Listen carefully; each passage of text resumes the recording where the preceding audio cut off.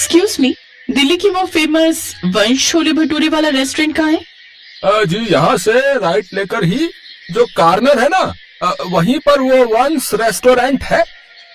छोले भटूरे, मेरे मुंह में तो अभी से पानी आ गया। कुछ देर बाद अंजलि अपने पति, बच्चे और सास ससुर के साथ उस छोले भटूरे वाली के रेस्टोरेंट पर पहुंचती है और वहां अपनी बहन बबीता को देखकर गुस्से से भर जाती है। आखिर ऐसा क्या हुआ था कि दोनों सगी बहनें होकर उनमें इतनी नफरत थी? अंजलि और बबीता दोनों सगी बहनें थीं। दोनों जैसे ही बड़ी हुई, उनके किसान पिता ने उनके हाथ पीले कर दिए। उन दोनों की शादी मिडिल क्लास फैमिली में हुई, लेकिन अंजलि के पति ने तरक्की करके जहां शोहरत कमा ली, तो वहीं अंजलि के पति ने दारू के चक्कर में अपना सब कुछ गंवा दिया और वो छोटी सी झोपड़ी में रहने को मजबूर हो गए। ऐसे ही कुछ समय बीत गया। अब दिन रात इतनी शराब पीते हैं, सारे पैसे इसी में उड़ा देते हैं। कम से कम अपने बच्चे के बारे में तो सोचिए। ये बात सुनकर राजू बबीता को डंडों से मारने लगता है। यही बबीता की जिंदगी थी। वो जैसे तैसे अपने दिन काट रही थी। फिर एक रोज ज्यादा शराब पीने के कारण राजू की मौत हो गई। बबीता मजदूरी करके अपना और अपने बच्चे का पेट पालने लगी, लेकिन जब गांव में भी काम मिलना कम हो गया तो वो शहर में अपनी अमीर बहन अंजलि के घर चली गई। देखो बबीता, जो हुआ वो बहुत बुरा हुआ। खैर, अब तुम शहर में कुछ काम ढूंढ लो, वैसे भी गांव में तो कुछ रखा नहीं है। बबीता अब उनके साथ उनके घर के एक कमरे में रहने लगी। वो सुबह से शाम तक घर का सारा काम करती, साथ ही बाहर जाकर अपने लिए काम की तलाश भी करती, लेकिन उसे कहीं काम नहीं मिलता। एक रोज बबीता सबके लिए छोले भटूरे बनाती है, जिसे खाकर उसकी अमीर बहन के ससुराल वाले उसकी तारीफ करते नहीं थकते। अंजलि बहू, आज खाने में क्या बनाया है भाई? मुझे जो है बहुत जोरों की भूख लगी है। तभी बबीता छोले भटूरे लेकर आती है। बाबूजी, मैंने आप सबके लिए छोले भटूरे बनाए हैं। अरे वाह, फिर तो मैं सुबह सुबह ही 4-5 भटूरे खा जाऊंगा। ये तो हम दिल्ली वालों की जान है। हाँ। जीजा जी, आप 4-5 तो क्या 8-10 खा लीजिए, मैं खुशी खुशी खिला दूंगी। काश मेरी अंजलि भी अच्छा खाना बना पाती। लेकिन इसे तो सजने संवरने से फुर्सत मिले तब ना। सच में हैं दोनों बहनें, लेकिन दोनों में जमीन आसमान का फर्क है। फिर सब बबीता के हाथ के छोले भटूरे खाकर बहुत खुश हो जाते हैं और उसकी खूब तारीफ करते हैं। अपनी बहन की तारीफ सुनकर अंजलि जल भुन जाती है। बहुत हुआ, जब से ये आई है सब बस इसी की तारीफों के पुल बांध रहे हैं। अब मुझे कुछ भी करके इसे घर से निकालना ही होगा, नहीं तो कहीं ऐसा ना हो कि मेरा पति इसका दीवाना हो जाए। वैसे भी सुना है मर्द के दिल का रास्ता उसके पेट से होकर जाता है। बबीता के आने से घर में सभी खुश थे, क्योंकि अब उन सबको अच्छा अच्छा खाना खाने को जो मिल रहा था। लेकिन इन सब से अंजलि को बड़ा गुस्सा आता। लेकिन एक रोज तो हद ही हो गई। अंजलि ने जलन के मारे बबीता के बनाए हुए खाने में जहर डाल दिया और फिर, बबीता, रिया स्कूल से आ गई है, तुमने उसके लिए ओट्स बना दिए? हाँ दीदी, मैं बस वंश को सुलाकर आती हूँ, फिर रिया को खाना डालकर देती हूँ। यही सही मौका है, खिड़की खोल देती हूँ, बिल्ली आ जाएगी। अंजलि जल्दी से जाकर खिड़की खोल देती है। फिर जैसे ही बबीता रिया को ओट्स देती है तो बिल्ली उसकी थाली पर झपट्टा मार देती है, जिसे खाते ही बिल्ली की वहीं पर मौत हो जाती है। बबीता, ये सब क्या है? इसका मतलब तुमने मेरी बेटी के खाने में जहर मिलाया था ताकि मेरी बेटी मर जाए और फिर सब तेरे मुन्ना को ही प्यार करे।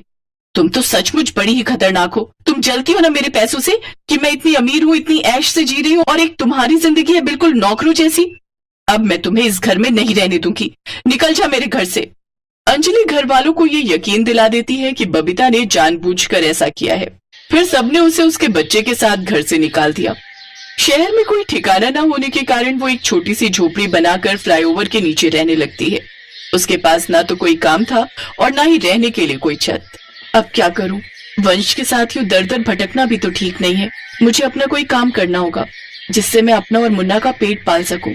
तभी उसकी नजर एक बेकार पड़े पुराने ठेले पर जाती है। छोले भटूरे। हाँ, इस ठेले पर मैं अगर छोले भटूरे बनाकर बेचूं तो मैं कुछ पैसे तो कमा ही लूंगी। वैसे भी यहाँ आसपास कोई छोले भटूरे की दुकान भी नजर नहीं आ रही। बबीता अपने कान की बालियां बेचकर छोले भटूरे बनाने का जरूरी सामान ले आती है और फिर अगले दिन से बस स्टॉप के पास ठेले पर छोले भटूरे बनाकर बेचने लगती है। अरे चलना राधा, उसके छोले भटूरे खाते हैं, देखना कितने फूले फूले। हाँ चल, अब तो वो देखकर मेरे मुंह में भी पानी आ रहा है। दोनों उसके छोले भटूरे खाते हैं जो कि उन्हें बड़े ही टेस्टी लगते हैं। अब उसके पास काफी लोगों की भीड़ लगना शुरू हो जाती है। अब उसकी अच्छी कमाई होने लगती है। अब वो किराए का कमरा लेकर उसमें अपने मुन्ना के साथ रहने लगती है। ऐसे ही समय बीतता है। साल भर में ही उसके हाथ के भटूरे पूरी दिल्ली में फेमस हो जाते हैं। अब वो खुद की दुकान खोल लेती है और उसमें कुछ स्टाफ को रख लेती है। एक रोज अंजलि की बेटी रिया भी दिल्ली के वो फेमस छोले भटूरे खाने की जिद करती है। अंजलि अपनी बेटी और घर वालों के साथ उस रेस्टोरेंट की ओर जाती है। आज साल भर बाद दोनों का आमना सामना होता है। दीदी आप सब यहाँ आओ ना, बैठो। तू गरीब यहाँ क्या कर रही है? तेरी तो औकात भी नहीं है इतने महंगे भटूरे खाने की। ओह अच्छा अच्छा, अब समझी, तू यहाँ बर्तन धोने का काम करती होगी। रेनू, एक लग्जरी टेबल पर छोले भटूरे लस्सी के साथ मक्खन मारकर इन सबको सर्व करो। और हाँ, इस टेबल का बिल नहीं बनेगा। जी मैडम। मैडम? हाँ, ये रेस्टोरेंट बबीता मैडम का है, जो इन्होंने अपने बेटे के नाम पर रखा है। यही वो दिल्ली की फेमस छोले भटूरे वाली है। ये सुनते ही अंजलि को अपने किए पर बहुत पछतावा होता है और वो हाथ जोड़कर बबीता से माफी मांगती है। मुझे माफ कर दो बहन, उस दिन मैंने उस खाने में जहर मिलाया था क्योंकि सब तुम्हारी तारीफ करते थे, इसलिए मैं तुमसे जलने लगी थी। तुम इतना गिर सकती हो, ये मैंने कभी सोचा भी नहीं था।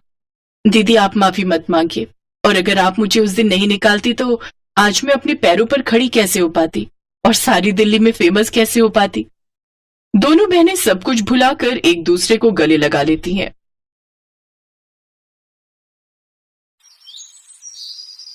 एक दिन सीमा अपनी माँ की महंगी बनारसी साड़ी पहने फर्श पर पल्लू लहराते हुए अपने कमरे से बाहर हॉल में अपनी माँ के पास आती है।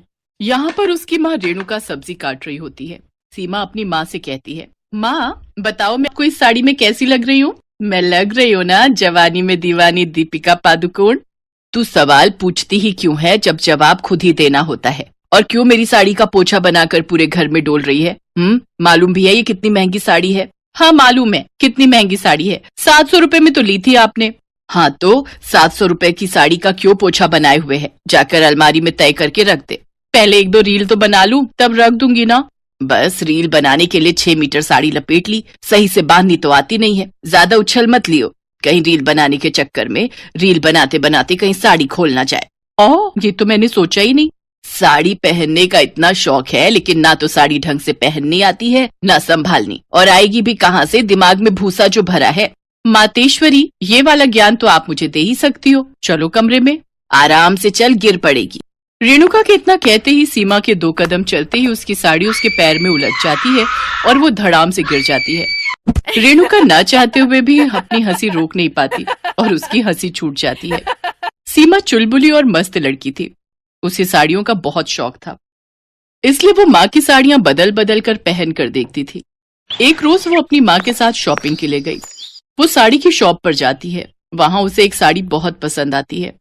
सीमा दुकानदार से कहती है, सुनिए इस साड़ी का क्या रेट है? ये 8,000 रुपए की है। सीमा ये सुनकर उस साड़ी से दूर हट जाती है और कहती है, इतनी महंगी? ये साड़ी ही है ना? नहीं, ये बनारसी साड़ी है नालायक। देखिए ये लास्ट पीस है बनारसी साड़ी का, यदि आपको पसंद है तो मैं इसका रेट कुछ आगे पीछे कर दूंगा। नहीं, वैसे भी कितना आगे पीछे कर देंगे? माँ तो 2,000 से ज्यादा की साड़ी कभी लेती ही नहीं है। 8,000 की साड़ी, वो भी बनारसी साड़ी, दूर की बात है। नहीं नहीं, कोई खास नहीं लग रही, ये तो ऐसे ही देख रही थी। 8,000 में एक लेने से तो अच्छा है मैं 1,000 की 8 साड़ियां ना ले लूंगी। हाँ माँ सही कह रही हो। दोनों माँ बेटी कुछ देर में शॉपिंग कर वहाँ से निकल जाती हैं। समय बीतता है। सीमा की शादी अरविंद नाम के लड़के से हो जाती है और शादी के बाद सीमा तरह तरह की साड़ियां पहना करती। एक दिन सीमा की सास रविला उसे अपने कमरे में बुलाकर कहती है, बहू कल घर में कुछ मेहमान आ रहे हैं, तो तुम मेरी अलमारी में कुछ नई साड़ियां रखी हैं, उसमें से तुम्हें जो पसंद हो वो अपने लिए निकाल लो। जी सासू माँ। सीमा बिना कुछ सवाल किए रविला की अलमारी खोलती है और सभी साड़ियों को देखने लगती है, जिसमें से उसे एक गुलाबी साड़ी बहुत पसंद आती है। गुलाबी साड़ी निकालते हुए और दिखाते हुए अपनी सास से कहती है, माँ जी मुझे ये साड़ी बहुत पसंद है, ये साड़ी मुझ पर अच्छी लगेगी ना? नहीं। क्यों नहीं सासू माँ? माँ तो कहती है कि गुलाबी रंग मुझ पर बहुत अच्छा लगता है। मेरा मतलब है ये साड़ी छोड़कर तू कोई और सी साड़ी ले लेना। क्यों सासू माँ? ओहो, एक बार में समझ में नहीं आता है क्या? ये साड़ी बहुत महंगी है, इसका पल्लू भी फटा हुआ है। अच्छा ये बात है, ठीक है सासू माँ, मैं कोई और साड़ी ले लेती हूँ। इतना कहकर सीमा वो साड़ी अलमारी में रख देती है और दूसरी ले लेती है और अपने कमरे में चली जाती है। रविला सोचती है, अच्छा हुआ मैंने उससे वो साड़ी बचा ली। अगले दिन घर में मेहमान आते हैं। सीमा उनकी खूब आवभगत करती है। मेहमानों के जाने के बाद सीमा की ननद आकांक्षा उससे मिलने आती है। सीमा उसे अपने कमरे में ही बैठने को बोलती है। रवीना भी वहां आकर बात करने लगती है। सीमा चाय बनाने के लिए रसोई में चली जाती है। तभी सीमा की साड़ी पर चाय गिर जाती है और साड़ी पर दाग लग जाता है और वो खुद से कहती है, सत्यानाश हो, सासू माँ की साड़ी पर दाग लग गया। अभी अपने कमरे में चेंज करनी जाऊंगी तो सासू माँ 10 सुनाएंगी। इससे तो मैं सासू माँ के कमरे में ही चेंज कराती हूँ। तभी वो रवीना के कमरे में जाती है और साड़ी निकालने लगती है। तभी उसकी नजर उसी गुलाबी साड़ी पर फिर पड़ती है और वो उसे पहन ही लेती है। कुछ देर में वो चाय लेकर अपने कमरे में जाती है। रवीना और आकांक्षा दोनों हैरान रह जाती हैं। आकांक्षा कहती है, क्यों, ये महंगी बनारसी साड़ी आपने भाभी को दे दी क्या? क्या कहा दीदी आपने? सासू माँ की महंगी बनारसी साड़ी जो ये मैंने पहनी है? हाँ बिल्कुल, माँ ये साड़ी किसी को नहीं देती, फिर आपने कैसे पहन ली? ये साड़ी महंगी है ये तो सासू माँ ने कहा था, लेकिन ये साड़ी बनारसी साड़ी है ये बात सासू माँ ने बताई नहीं, तभी ये साड़ी लेने से सासू माँ ने मना किया था। बहू, मैंने तुझसे मना किया था, फिर भी तूने ये साड़ी कैसे ले ली? हालात ही कुछ ऐसे बन गए थे, मुझे ये साड़ी पहननी पड़ी। लेकिन आप ऐसे गुस्सा क्यों कर रही हैं? सासू माँ बिना कुछ कहे ही गुस्से में वहां से चली जाती है। तभी आकांक्षा कहती है, ये बनारसी साड़ी उनकी जिंदगी की सबसे महंगी साड़ी है। बनारसी साड़ी तो महंगी होती है, इसमें क्या बड़ी बात है?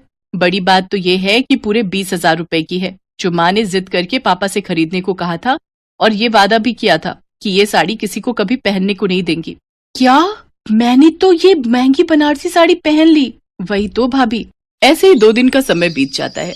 उसकी सासू माँ उससे कुछ नहीं कहती। ये देख सीमा काफी परेशान हो जाती है और अरविंद से बात करते हुए कहती है, देखो अरविंद, मैंने सासू माँ की गलती से बनारसी साड़ी क्या पहन ली, वो मुझसे नाराज है, कुछ बोलती ही नहीं है। तो तुम जाकर के बात क्यों नहीं कर लेती? और 2 दिन हो गए हैं, तुमने अभी तक माँ की साड़ी भी वापस नहीं की। हाँ नहीं तो, जब से पता चला है वो साड़ी 20,000 की है, मैंने तो उसे तय करके उसी कोने में रख दिया है, और फिर सासू माँ के पास जाने में भी तो डर लग रहा है। साड़ी लो और चलो मेरे साथ। तभी सीमा साड़ी लेकर सासू माँ के पास जाती है और साड़ी को अपनी सास को देते हुए कहती है, सासू माँ मुझे माफ कर दो और अपनी महंगी बनारसी साड़ी वापस ले लो। माँ, इसको पता नहीं था कि इतनी महंगी साड़ी है, नहीं तो ये नहीं पहनती। कोई बात नहीं बहू, आज तक मैंने ये साड़ी किसी को पहनने नहीं दी, लेकिन जब आज तूने ये साड़ी पहनी तब मुझे मालूम पड़ा कि ये साड़ी मुझसे ज्यादा तुझ पर जच रही है। यानी माँ, आप मुझसे नाराज नहीं हो?